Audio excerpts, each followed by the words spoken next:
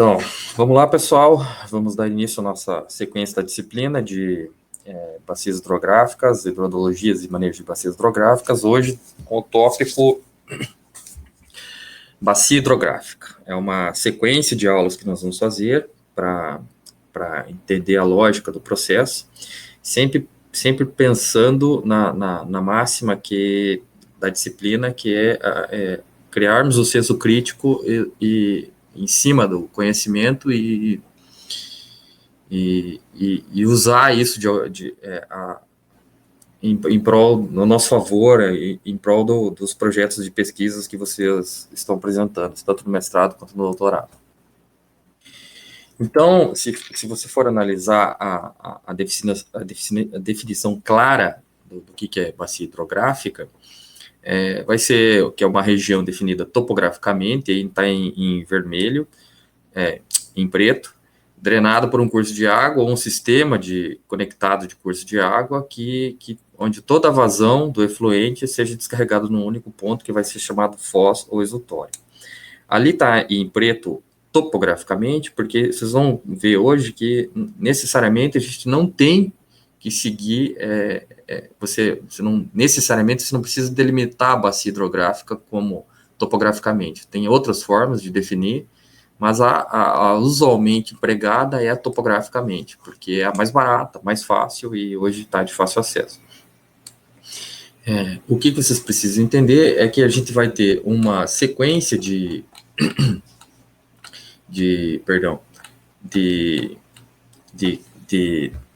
rios que vão drenar com uma área envolvida chamada volume de controle, que ela vai cair num único ponto.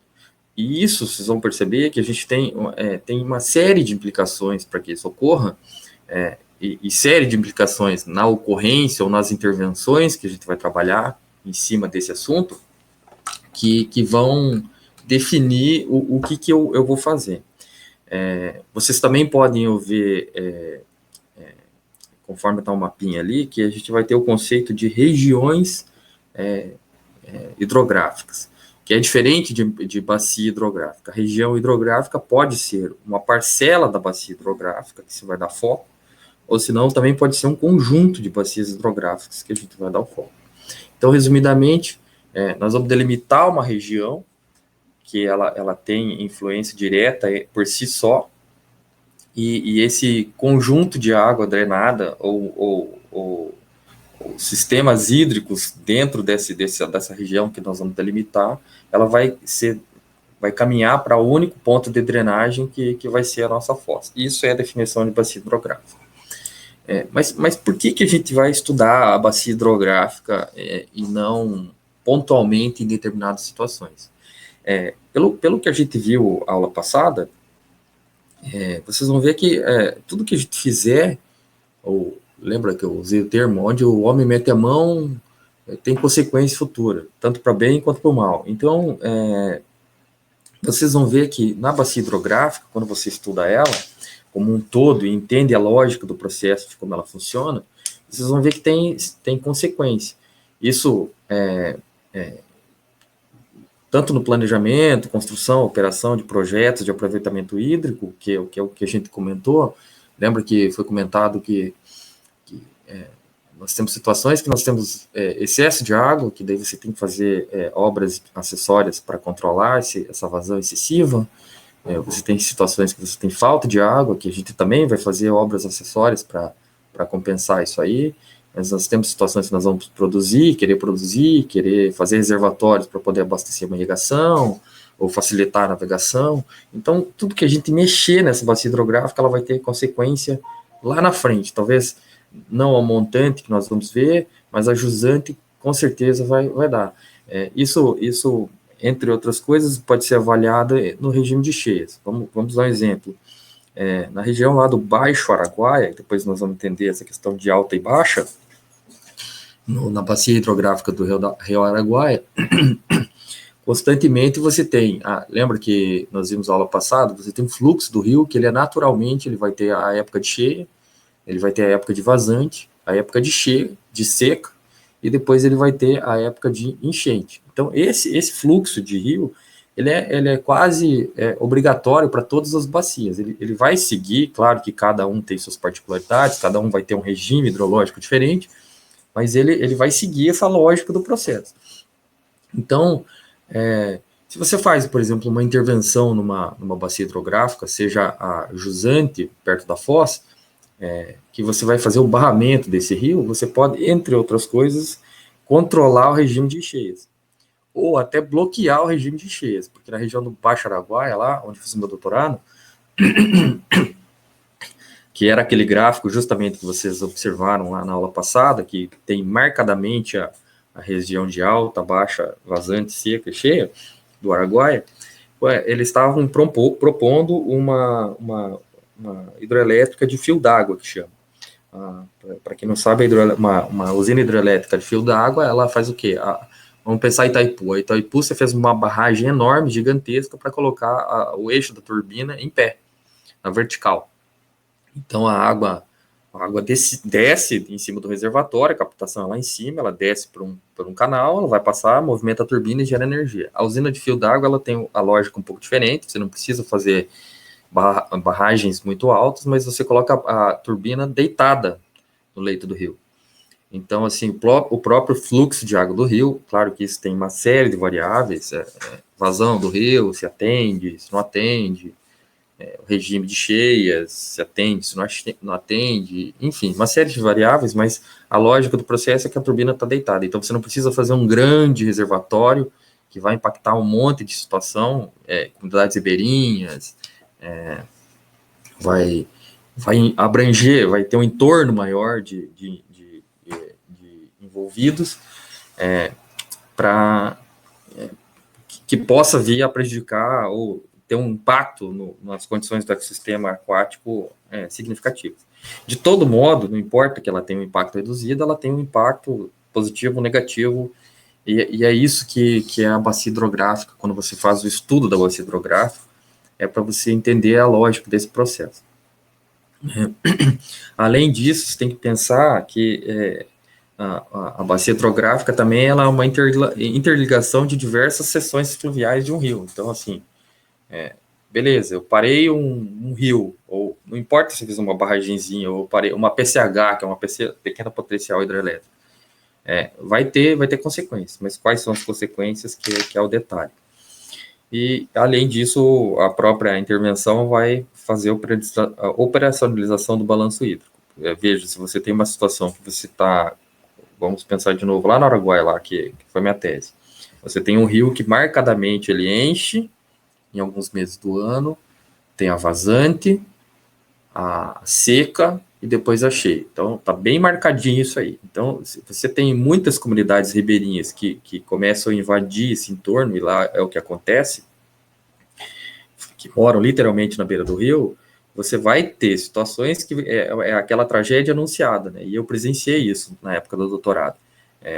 Você tem populações que eles moram na beira do rio, uma determinada fase do ano o rio enche, literalmente ele enche na fase máxima, pode ter picos de enchimento, mas na média ele vai seguir aquele enchimento razoável, e vai ter gente que vai ficar embaixo d'água, literalmente é isso que acontece.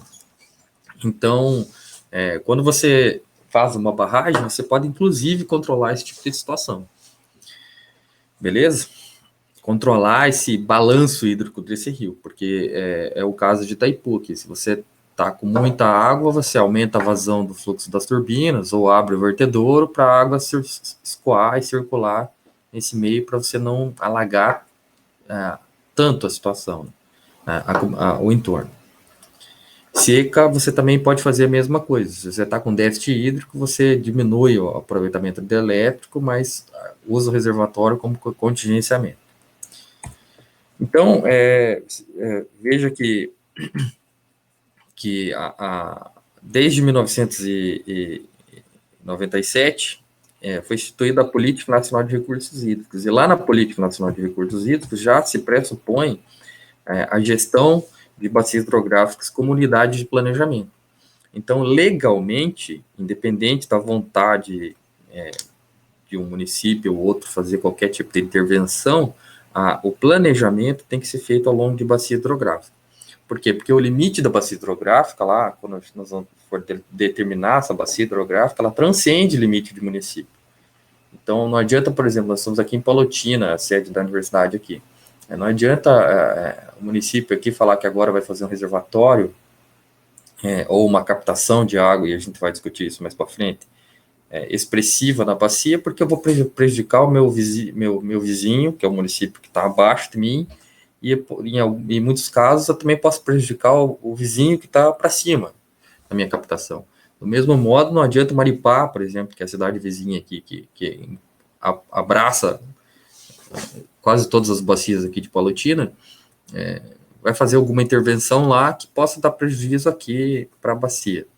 Isso tem várias variáveis. Então, se você olhar a parte legal, a Política Nacional de Recursos Hídricos ela foi bem clara e ela atribuiu algumas questões que são bem significativas e vale a saber. Não é o foco da disciplina nossa, a nossa é entender os processos, mas a saber, a Política Nacional de Recursos Hídricos implementou uma segunda situação, que é o uso múltiplo da água. Então, antigamente você ia até a água, ela ia ser um bem que você podia pegar à vontade e podia fazer, só que você não tinha prioridades de uso. Agora você tem uso múltiplo de água.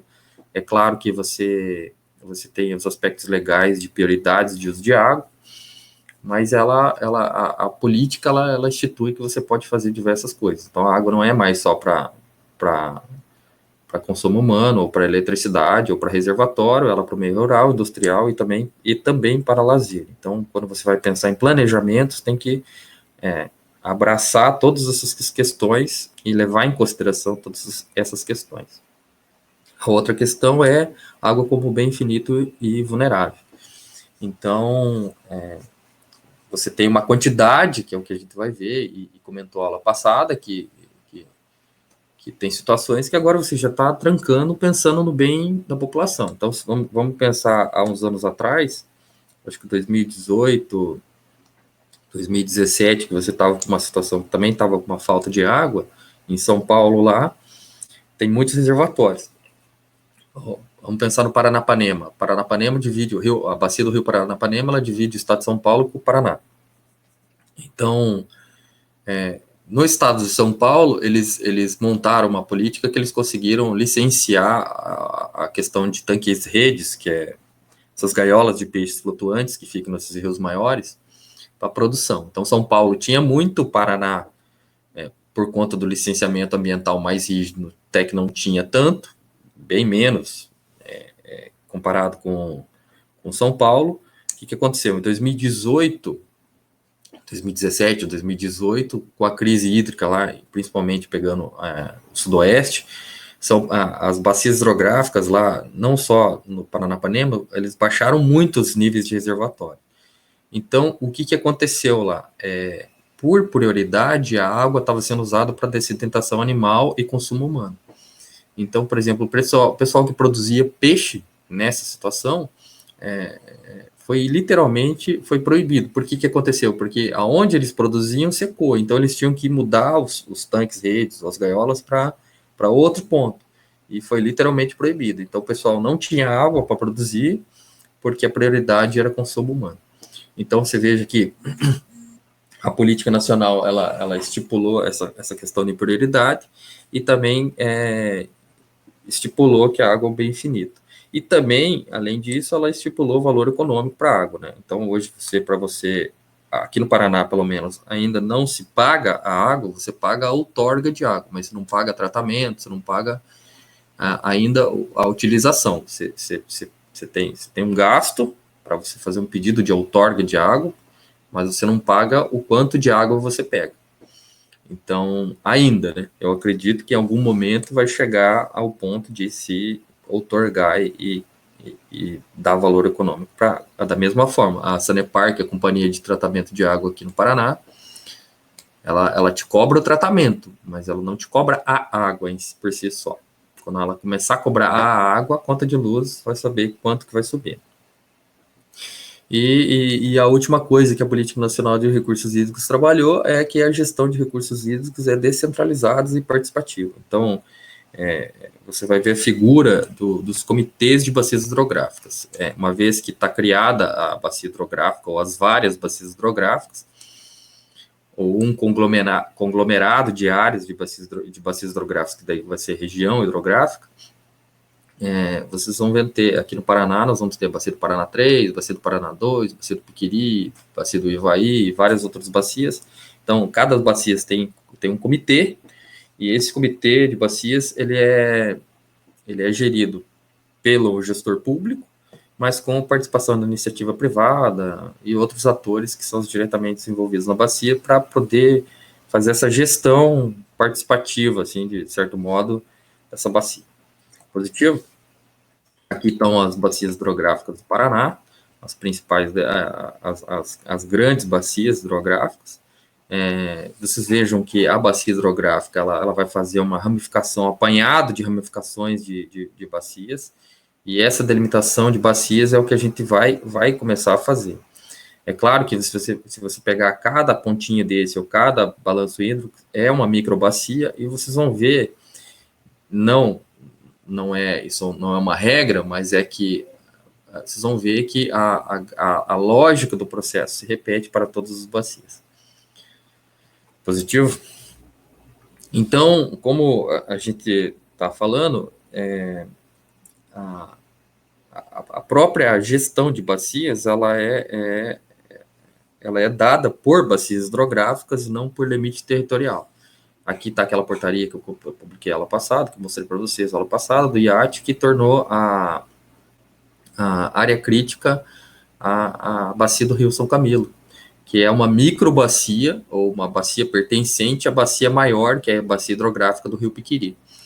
Então, vamos voltar aqui, a bacia do Rio Piquiri está aqui, a bacia do São Camilo está aqui embaixo. Então, ela é uma bacia tributária do Rio Piquiri. Então, você veja que as portarias, elas saem por bacias, independente do município. Pode olhar na própria portaria que está aqui, depois vocês podem consultar no site do IAT.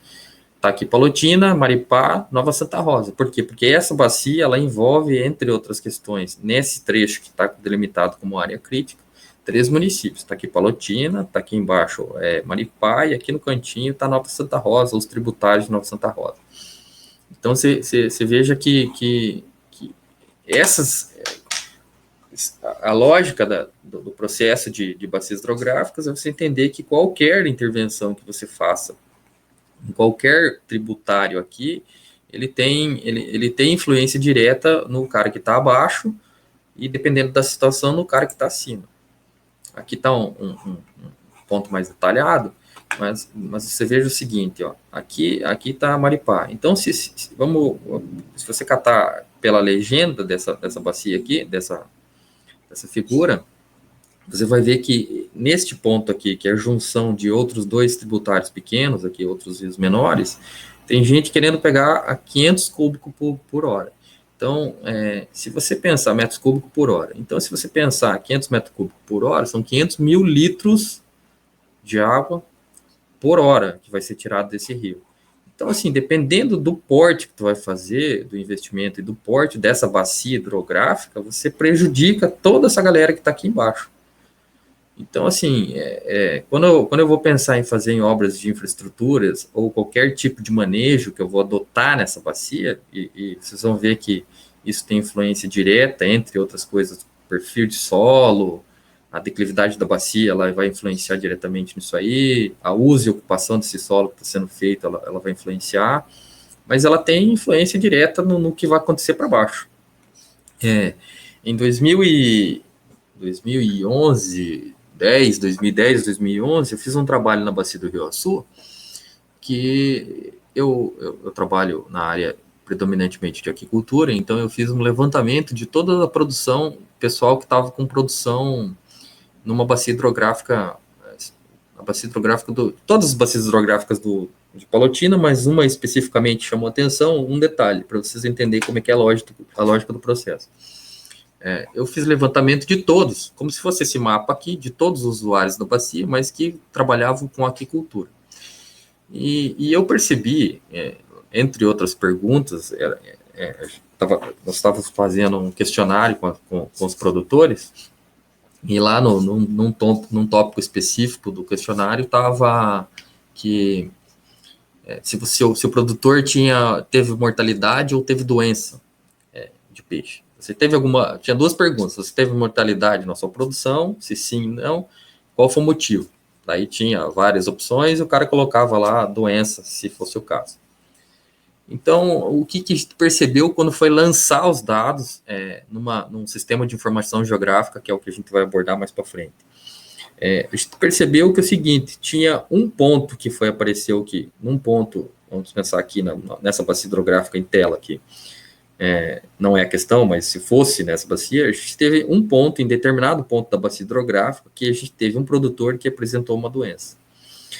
Os demais produtores que apresentaram a mesma doença, todos estavam a montante, a jusante, perdão, para baixo da bacia. Então, o que aconteceu? Possivelmente, um produtor teve uma contaminação, essa contaminação de doença, ela foi sendo disseminada porque os produtores que trabalhavam com água, eles iam captando essa água ao longo da bacia e estavam, consequentemente, sendo infestados com a mesma doença, que era um parasita lá que estava causando mortalidade. Houve controle? Houve, mas você vê a influência que tem. Do mesmo modo, se eu colocasse, vamos pensar numa cooperativa, determinadas situações, ela vai colocar um efluente aqui, que ele precisa ser, naturalmente, além do tratamento que ela vai ter que fazer, primário, secundário, terciário, esse corpo hídrico tem que suportar a diluição desse efluente para que não ocorra prejuízo. Então, isso também, entre outras coisas, delimita o quanto de água que pode pegar, porque essa captação vai ser influenciada a jusante, ou o pessoal que está para baixo. Beleza? Então, a gente vai avaliar agora, começar a entender quais são os elementos que compõem a bacia hidrográfica e ver as características principais que isso vai mudar de forma geral para cima ou para baixo, ou como se expressa essas bacias hidrográficas para a gente pensar numa lógica. Então, em termos de divisor, eu falei lá no início da aula que a bacia hidrográfica é um divisor, é uma região delimitada, daí eu coloquei topograficamente, porque é o mais usual, mas necessariamente ela não precisa ser delimitada pelo topográfico, ela pode ser também pelo divisor geológico, mas também pode ser pelo divisor freático. Então, onde todas essas redes de drenagem de rio, ela vai cair num eixo principal, e esse eixo principal, ou tal VEG, que vai chamar esse caminho dessa água que ela vai percorrer, dentro com uma única saída lá, que vai ser a nossa foz, ou exutório. Então, assim, pelo divisor topográfico, a gente vai se basear em curvas de nível. Então, nós vamos fazer um levantamento topográfico. O levantamento topográfico pode ser via satélite, pode ser via sensoramento remoto, pode ser via equipamentos de topografia. Antigamente, não sei se são desse tempo, mas há uns anos atrás, antes de ter a facilidade do acesso que nós temos com a parte de sensoramento remoto, você tinha as cartas topográficas que eram feitas pelo Exército. Então, você tinha acesso a isso, o Exército fez um levantamento topográfico com equipamento e você tinha aquilo lá para se balizar ou nortear bacias hidrográficas ou qualquer outro tipo de coisa. Hoje, com assessoramento remoto, como diria um professor que eu tinha antigamente, quebrou todos os paradigmas, né? Você consegue fazer levantamento até para perceber essas mudanças, que é o que a gente avaliou a aula passada, por exemplo, num curso de água a curto prazo, assim, né? De tempo. O divisor geológico, ele pode ser adotado, ele vai se basear principalmente nas características geológicas pelo próprio nome que ele fala. Ele vai se basear principalmente aonde que a rocha sã é presente, que vai fazer essa discriminação para onde que a água vai correr preferencialmente. E o divisor freático, ele vai se basear na posição que está ou que ocorre a mudança do fluxo de água no lençol freático.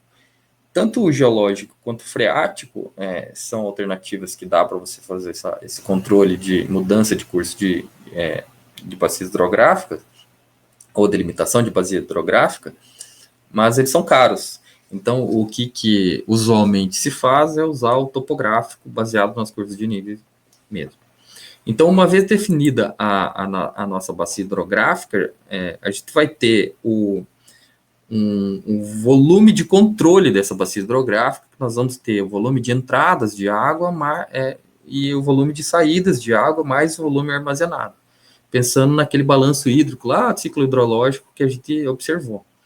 Claro que a gente vai reduzindo, vai aumentando a escala para chegar até onde a nossa área de interesse, mas basicamente a gente vai ter. Então, numa bacia hidrográfica, nós vamos ter alguns critérios. Então, esse divisor de águas, que vai ser a nossa linha cumeada, ou também chamada interflúvio, ele vai ser aonde que ele delimita, onde que vai ser justamente a delimitação entre o início de uma bacia e o início de outra. Pensando assim que se nós estamos num vale aqui embaixo, vai subindo a montanha, chega um momento que pula água para o outro lado. Então, essa linha cumeada aqui, esse interflúvio, vai ser o nosso divisor. Essa delimitação aqui que nós vamos fazer por sensoramento remoto, com alguns softwares específicos de geoprocessamento, que daí foi o que eu comentei, que talvez a gente faça pelo Spring, talvez faça pelo QGIS, mas enfim, vamos avaliar isso aí, mas a gente vai fazer justamente para delimitar esse volume de controle e ver as características físicas predominantes que vão ser influenciadas. Então, nessa bacia hidrográfica, nós vamos ter 3 regiões principais. Nós vamos ter uma região de montante, que é a parte da cabeceira, na parte alta dela. Nós vamos ter uma região intermediária, que será o meio, e uma região que chama a baixa bacia hidrográfica, que é mais próxima à foz ou o exutório.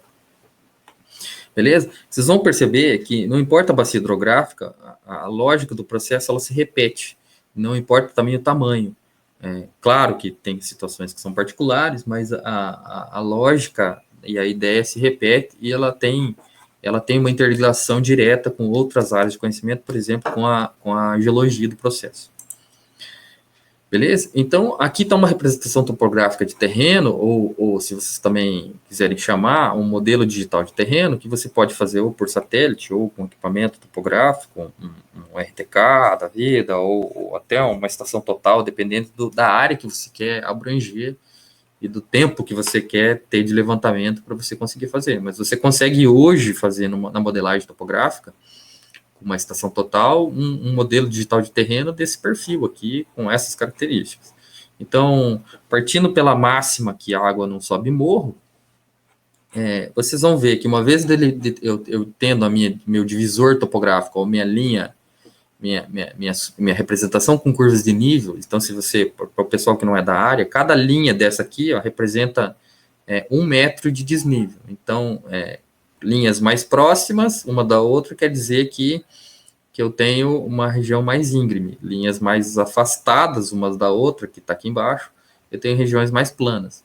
Então, se cada linha dessa representa 1 metro, por exemplo, aqui embaixo, lá no canto inferior de direito, se cada linha representa um desnível de 1 metro, eu tenho pensado assim, eu tenho aqui na altitude 300, aqui é 299, aqui 298, aqui 297 e assim por diante. Então, partindo da máxima que a água não sobe morro, eu consigo, entre outras coisas, desenhar o fluxo que essa água vai percorrer dentro da minha bacia hidrográfica, e eu também consigo delimitar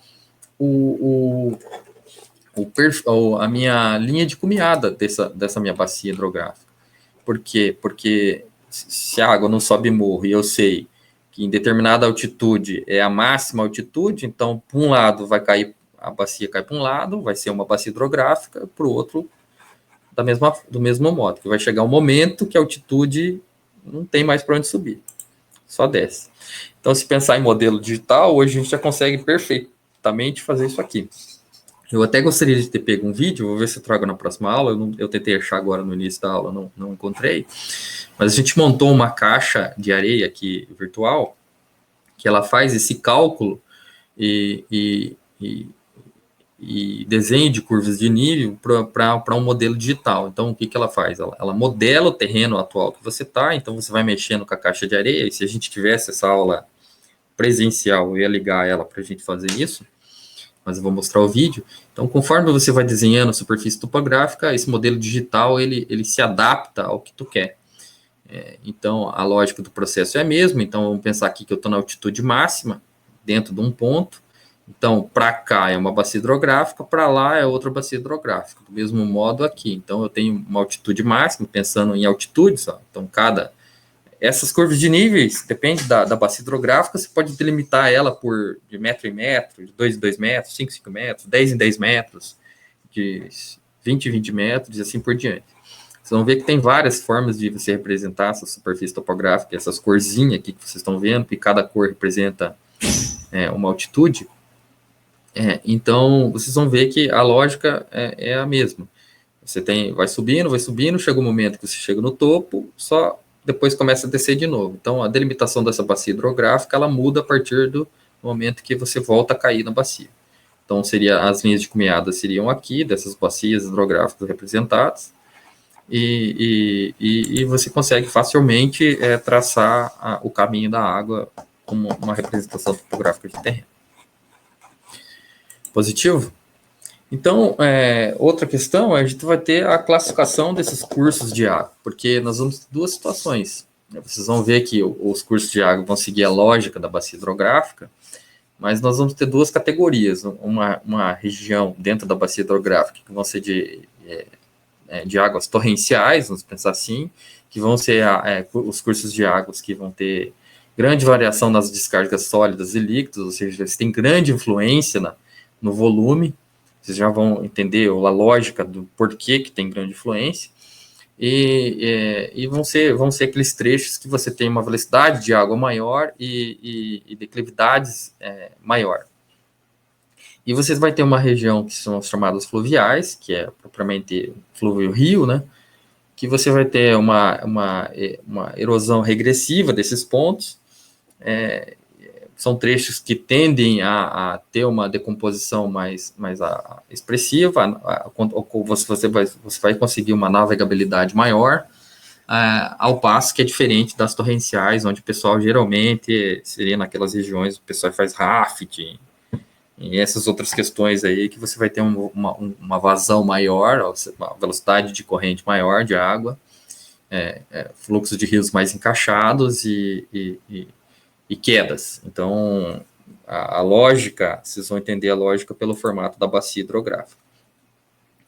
Então, entendendo o sistema fluvial de uma bacia hidrográfica e a classificação dessas águas, vocês vão entender o seguinte: nós vamos ter uma região de alta bacia, que é a chamada montante. Aí, se quiserem fazer a lógica, o montante vem de monte, então são regiões mais elevadas. Então, nessa região de alta bacia, nós vamos ter uma situação que a gente vai ter declividades mais acentuadas, né, elevadas. As escarpas são maiores, então você vai ter presença de cachoeiras ou queda de água necessariamente. Então, o declive é maior. Aqui você vai ter um escoamento torrencial, porque visto que as declividades são maiores, a vazão, o fluxo de água nesse trecho da bacia está bem maior, então o escoamento superficial é maior, consequentemente a água que cai no rio vai vir com uma velocidade maior, então ela tende a acelerar. Uma outra questão que vocês vão perceber que quando a gente trabalha com bacias hidrográficas é o fluxo de sedimentos. Por quê? Porque se você tem uma vazão maior, a velocidade de sedimento de decantação, você tem que pensar na lógica de partículas. O tamanho da partícula depende, a velocidade de queda de uma partícula no meio líquido, ela vai depender, entre outras coisas, do tamanho dessa partícula. Então, se você tem uma velocidade maior no fluxo do leito do rio, você consegue movimentar, entre outras coisas, partículas maiores. Então, você vai perceber, pelas características físicas dessa bacia, que na parte alta, geralmente, você consegue transportar granulometrias de sedimentos maiores.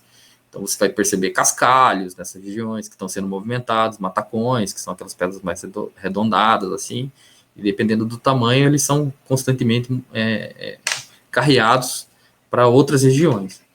Então, outra característica bem característica é a secção transversal que você vai pegar nesse trecho de bacias, que vai ser naquele formato V, ou seja, são rios bem encaixados, a declividade.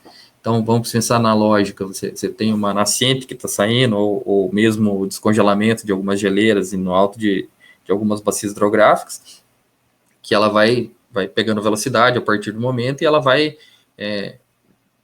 permeando nas incrustações da rocha-mãe, que vocês vão entender a lógica lá na hora que você for analisar a escala temporal ou geológica do processo de uma bacia hidrográfica. Então, ela vai apresentar uma erosão maior, porque à medida que a velocidade é maior, ela vai conseguindo romper esses pedaços maiores de terra. Daí nós vamos ter uma região que vai ser de transição, que vai ser essa granulometria mediana. Então, se você pegar a parte de sedimentos dessa parte mais mediana, que seria entre o fluxo de velocidade um pouco maior e o fluxo de velocidade um pouco menor, que vai ser a parte de jusante, você vai ter uma parte de granulometria já com areia ou padrões de granulometria um pouco menores. E vai encontrar uma região entre que vai ter aquele equilíbrio entre a erosão, que está vindo lá a montante, e a sedimentação, que está ficando a jusante. Na parte baixa, por sua vez, vocês vão ver que nós vamos ter uma faixa bem significativa, ou boa parte dela vai entrar debaixo da declividade, ou seja, você já não vai ter declives acentuados, você já não vai ter cachoeira, você não vai ter corredeira, você não vai ter esse tipo de coisa. A velocidade nesses trechos, consequentemente, vai ser mais baixa, e por conta da velocidade ser mais baixa, o volume de deposição das partículas, ele tende a ser maiores. Eu não sei se vocês já avaliaram essa questão, já ouviram falar, mas quando você vai montar um reservatório, que é um barramento, que é uma influência num rio, você vai ter o chamado tempo de residência, ou vida útil desse reservatório. Por quê? Porque você vai barrar o rio, essa parte de sedimentos, ela vai constantemente se acumulando em determinado ponto, que você está barrando, e ele vai acumulando esse sedimento, daí das duas uma, ou você draga, ou chega um momento que o reservatório se torna inviável. Então, ele tem tempo de vida útil em função dessa granulometria de sedimentos.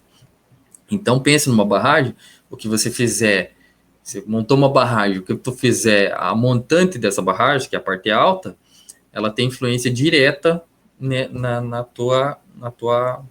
teu barramento.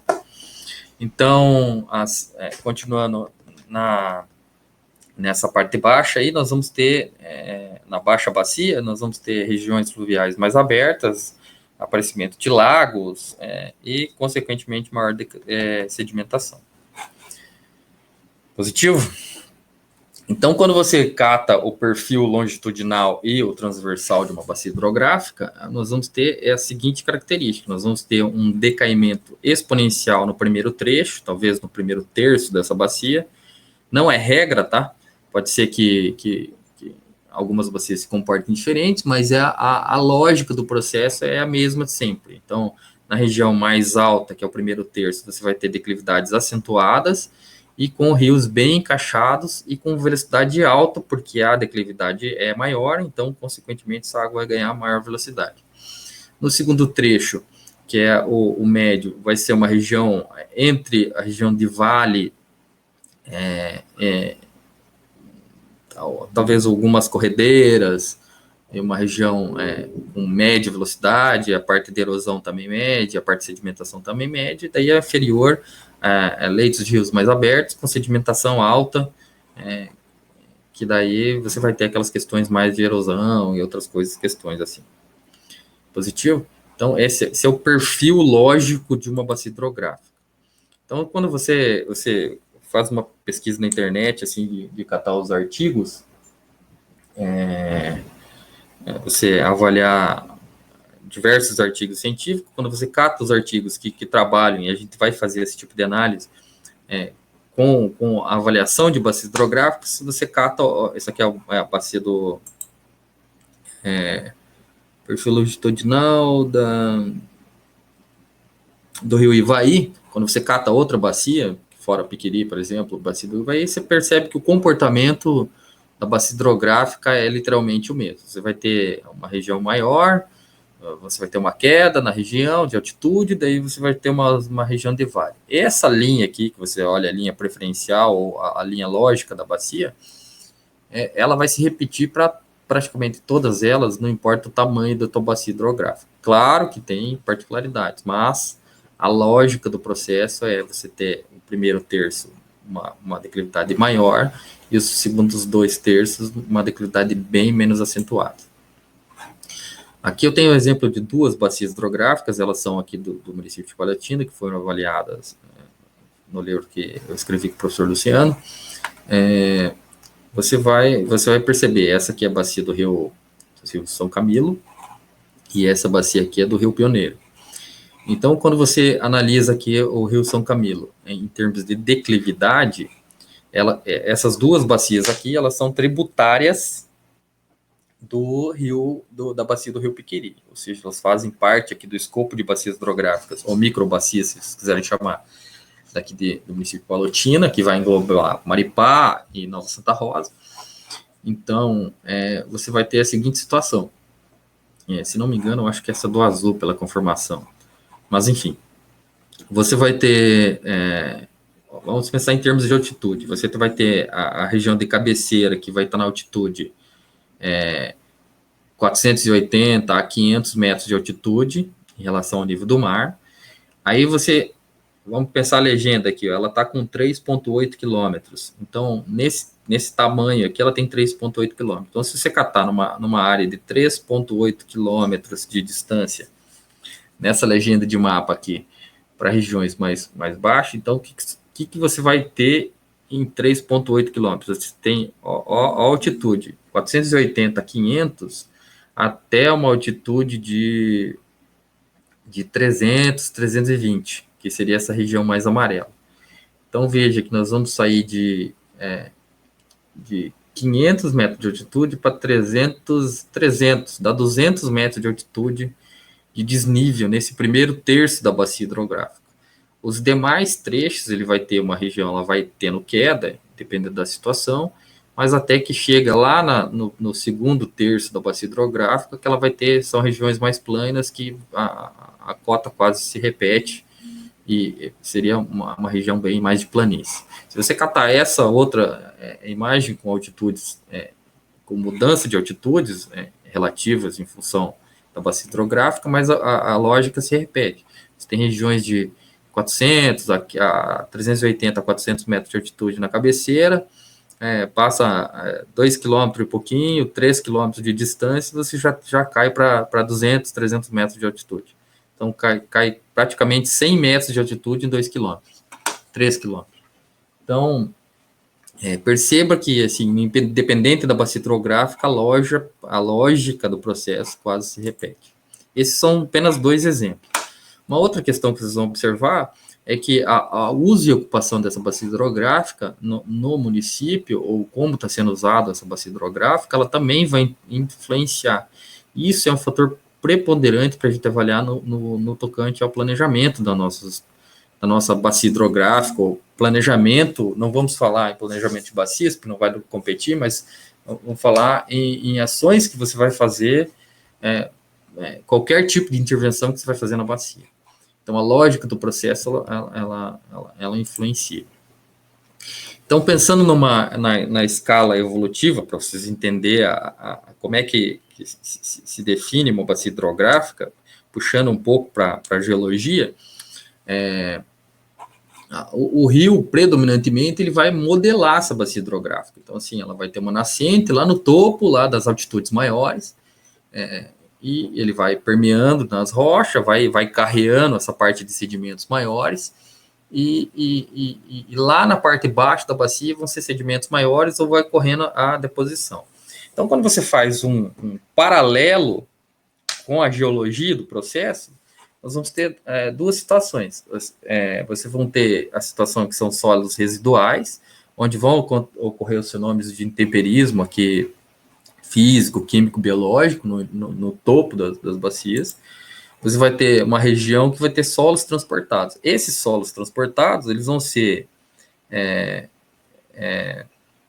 podem ser transportados pelo vento, pode ser transportado a principal deles é a água, e daí nós vamos ter a questão de solo coluvial ou eluvial, que vai ser pelo vento ou própria gravidade, mas vamos ter predominantemente solo aluvial, que vai ser transportado pela ação da água. A grande maioria é essa. Então, assim, na lógica de uma bacia hidrográfica, vamos pensar na escala ao longo dos anos, ou evolutiva de uma bacia, a bacia hidrográfica ela tende a se tornar plana. Então, lá atrás, com o movimento das placas tectônicas, se criou-se os morros, as montanhas, as escarpas, e a lógica do processo, a água e a escala evolutiva, os fenômenos de intemperismo, tendem a fazer essa bacia hidrográfica se tornar plana. Então, o que acontece? Aqui tu vai ter os fenômenos de intemperismo principais, físico, químico, biológico, ocorre essa deposição, aqui são, pensando na engenharia agora do processo, que seria, para você fazer obras nesses pontos, você tem que tomar cuidado, porque a rocha está aflorando, o solo está bem raso, então você não consegue fazer muitas coisas. Pensando nesse transporte, regiões que são o segundo terço das bacias hidrográficas são regiões mais favoráveis à obra, justamente porque a deposição de sedimentos é maior e você consegue aqui solos mais profundos, você consegue fazer intervenções mais significativas, entre outras coisas. Então, na lógica do processo, é isso. Então, quando você analisa a longo prazo, uma bacia hidrográfica ela está em constante mudança, porque esse caminho que essa água está fazendo, essa força que essa água está fazendo, claro que aqui não está em escala, tá? Ela vai modificando constantemente a bacia. Mas se você for falar a curto prazo, momentâneo, para a gente fazer análise de alguns fatores, você tem que pensar como ela, se ela estivesse pronta, que ela não vai mais mudar, justamente pensando no planejamento. Positivo? Lembra? Isso aqui a gente viu. Então, se pensar na escala evolutiva, a bacia está em constante mudança ao longo da tua. E ela tende a se tornar plana. Claro que aqui a gente está numa região já de baixada, porque é a foz, e vocês percebam que aqui, pela cor da água, há carreamento de sólido, partículas sólidas. Então, isso vai ter mudança. Se você pensar na rede alta da bacia, ela vai estar com partes de carreamento sólido de micropartículas bem menor que isso aqui. Então, aqui é só uma imagem, mas eu quero que vocês entendam de uma região aqui. Então, eu quero que vocês entendam que a lógica se repete até para as pequenas bacias hidrográficas. Então, pensando numa região mais montanhosa, se pegar um pequeno trecho de rio numa região montanhosa, que seria uma microbacia, você vai ter a mesma situação. Você vai ter uma região mais montanhosa, que vai ter aquele solo residual, que vai ter os fenômenos de intemperismo mais acentuados, e você vai ter uma região de solo transportado que é mais plana. Claro que esse perfil aqui para umas regiões menores, dependendo da situação, ele é modificado de acordo com a bacia. Você tem que analisar a bacia como um todo, não apenas pelos tributários. Por quê? Porque às vezes um tributário influencia o outro. Vou dar um exemplo bem clássico. O Rio Araguaia, a bacia do Rio Araguaia, ela se encontra em determinado momento com a bacia do Rio... me fugiu o nome agora, gente. Tocantins. A bacia do Rio Araguaia, ela se encontra lá na foz, praticamente, lá no finalzinho dela. Lá no finalzinho, ela se encontra com o Rio Tocantins. Depois que eles se juntam, o Rio Araguaia, para vocês entenderem o porte dele, para quem conhece lá a região, ele é quase 2 do Rio Paraná. Então, quando ele lá na ponta, lá na foz, ele se encontra na região de Baixo Araguaia, que é a região baixa, mais plana, ele se encontra com o Rio Tocantins e depois ele vira o Rio Tocantins. Na minha opinião particular, deveria seguir como o Rio Araguaia, porque o Rio Araguaia, em volume de água, em transporte de sedimentos e navegabilidade e todas as variáveis, ele é muito maior que o Tocantins, mas não sei porquê, quando eles se juntam, eles viram o Tocantins para baixo. Então, Então, essa questão de influência das bacias tem que analisar como um todo, não pontual. Mas o que eu quero que vocês entendam é que a lógica tende a se repetir mesmo para as microbacias. Então, pensando num balanço hídrico, ou também chamado no balanço de massa, massa dessa bacia, nós vamos ter a seguinte questão. Nós vamos ter o balanço de massa dessa bacia vai ser definido pelas entradas de água dessa bacia, que vai ser dada predominantemente a nível de continente pela precipitação, menos as saídas de água, que vai ser dado pela vazão que está saindo aqui na foz, porque lembra que todos os rios vão chegar e vão ter um eixo principal. Então, esse eixo vai ser o nosso Talveg, né? Então, nós vamos ter a transpiração das plantas que estão envolvidas aqui, vai ter infiltração dessa água na bacia hidrográfica que vai chegar no lençol freático, e a própria evaporação que vai ocorrer aqui nessa bacia. Então, tirando essas bacias, nós vamos ter um volume de controle, que vai ser a água que essa bacia armazena.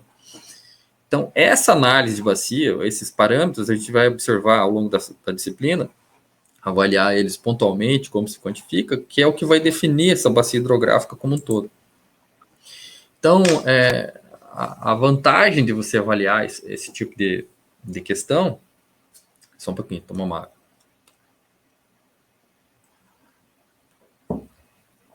A vantagem de avaliar esse tipo de questão é que você consegue observar a evolução temporal ao longo dessa bacia, como que ela está ocorrendo, fazer um retrato de momento, de determinado momento, como está se comportando, ou qual que é a situação atual, e você consegue, inclusive, fazer previsões futuras a respeito da bacia, além de comparar entre bacias, porque daí vamos voltar lá nas aulas anteriores. Então, nos slides anteriores aqui, aqui, então aqui, eu tenho duas bacias hidrográficas no mesmo município. Então, assim, comparando essa com essa, os parâmetros físicos dessa aqui são diferentes dessa aqui. Então, quando eu consigo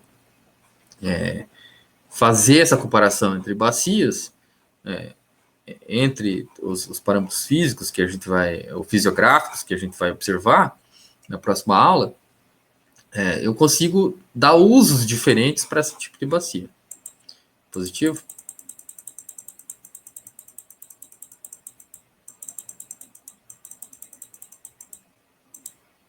Então, voltando. Então, nosso balanço hídrico superficial vai ser dado pela precipitação, menos a evaporação dessa bacia, a infiltração, a transpiração e a vazão de água que ela está ocorrendo. Então, na melhor das hipóteses, nós vamos ter a seguinte situação. Nós vamos ter a precipitação, então, menos a somatória das perdas de água que vão ocorrer nessa bacia, e que essas perdas podem ser dadas pela letra A, ou saídas, ou letra S de saídas, mas na prática a vazão de um rio, ou a vazão que está ocorrendo aqui, na sua foz, vai ser, o exutório vai ser a precipitação menos as abstrações, ou saídas de água, ou percas de água, para não usar a letra P também, para ficar PP. Então, vocês vão ver que a gente tem um coeficiente de runoff, que faz justamente, vai ser definido como coeficiente de escoamento de uma bacia hidrográfica, que vai ser, esse coeficiente vai ser dado pela vazão em metros cúbicos dessa bacia, por hora, daí pode ser metros cúbicos por segundo, litros por segundo, enfim, uma unidade de volume versus tempo, seguindo o sistema internacional, dividido pela precipitação que ocorre nessa bacia. Esse coeficiente vai ser utilizado, entre outras questões, para a gente avaliar diferentes bacias hidrográficas entre si, avaliar a escala de tempo em função dos processos hidrológicos, e também, entre outras questões, para simplificar alguns processos. Por exemplo, se eu for adotar modelo hidrológico para avaliar esse balanço de massa dessa bacia hidrográfica, nós vamos ter duas situações. Alguns modelos hidrológicos, eles são pensados para para simplificar o processo, ou seja, eu dou foco naquilo que eu quero. Porque se você catar a história do modelo hidrológico, pensar um modelo matemático, o que é um modelo hidrológico? Um modelo matemático para simular ou fazer uma previsibilidade da condição futura. Então, como você chega no modelo matemático? Você tem que fazer uma série amostral para tentar definir um padrão. Uma vez que você definiu o padrão, você consegue traçar a curva a curva matemática, desse modelo que está seguindo, esse comportamento que está sendo seguido, para você tentar fazer uma previsibilidade futura. Naquela lógica do processo que a gente viu aula passada. Mas, por sua vez, alguns modelos também que você consegue até fazer colocar várias variáveis, então você consegue colocar evaporação, transpiração, a vazão do córrego, o quanto que ele percola na bacia, para você tentar chegar ao volume de armazenamento dessa bacia, entre outras questões. Isso a gente vai ver detalhadamente mais para frente. Então, quando a gente avalia alguns parâmetros, vamos excluir, então, os fatores meteorológicos, pensando especificamente em termos de bacia hidrográfica. Se a gente excluir os fatores meteorológicos, que vão ser evaporação, transpiração e evapotranspiração, vamos pensar assim, nós vamos ter os aspectos físicos das bacias, que vão ser determinados pela funcionalidade dessa bacia, algumas características que elas vão responder algumas coisas para nós. Então, pensando nas características físicas, a gente vai ter a natureza de descarga de um rio, que entre outras coisas vai ser denominada pela declividade desse rio, ou quanto que esse trecho ocorre declividade em determinado ponto, ou se tem mais que uma junção de rios, ou se é um combo de junção de rios.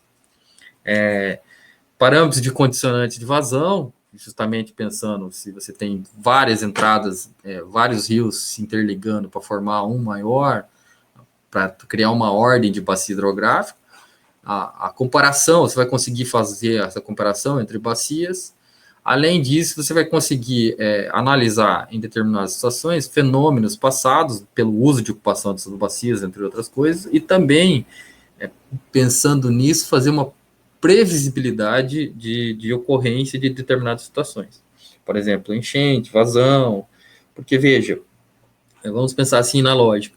Se eu sei que essa região é uma região mais plana e a minha área de abrangência de captação dessa bacia é grande, ou a minha área de volume de controle dessa bacia é maior, se eu tiver uma situação pontual, que eu tenho uma chuva, por exemplo, de 100 milímetros em uma hora, que vai pegar na região toda dessa bacia, e aqui embaixo eu tiver uma área de rio muito raso, consequentemente, pela área de drenagem dessa bacia, eu vou ter enchente aqui, com certeza vai alagar regiões, pode estourar reservatório, estoura barragem, estoura viveiros comerciais, e alaga algumas regiões, e assim por diante. Então, essa é a lógica do processo. Então, os fatores físicos que nós vamos analisar dessas bacias hidrográficas vão ser o uso de ocupação de solo, o tipo de uso de solo, tipo do solo que vai ser influente, a área dessa bacia hidrográfica, a forma que essa bacia hidrográfica ela tem, porque o fator forma ela vai ser predominante em várias situações, a declividade dessa bacia, a elevação dessa bacia, a declividade do curso de água, que vai influenciar também, o tipo da rede de drenagem e a densidade dessa rede de drenagem. Então, os aspectos físicos nós vamos avaliar, principalmente a partir da aula que vem, vão ser esses, mas eu vou comentar dois aqui, que está em vermelho aí, que eu acho que são bem fundamentais, só para vocês entenderem como é que funciona a ideia.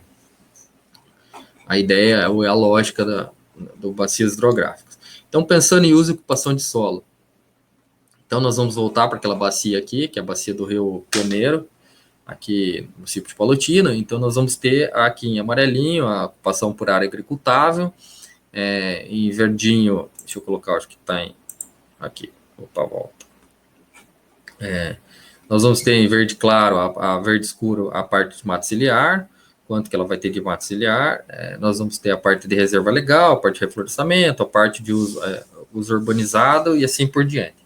Então, veja o seguinte, o tipo de solo a ocupação dessa bacia, ela tá estão intimamente ligados.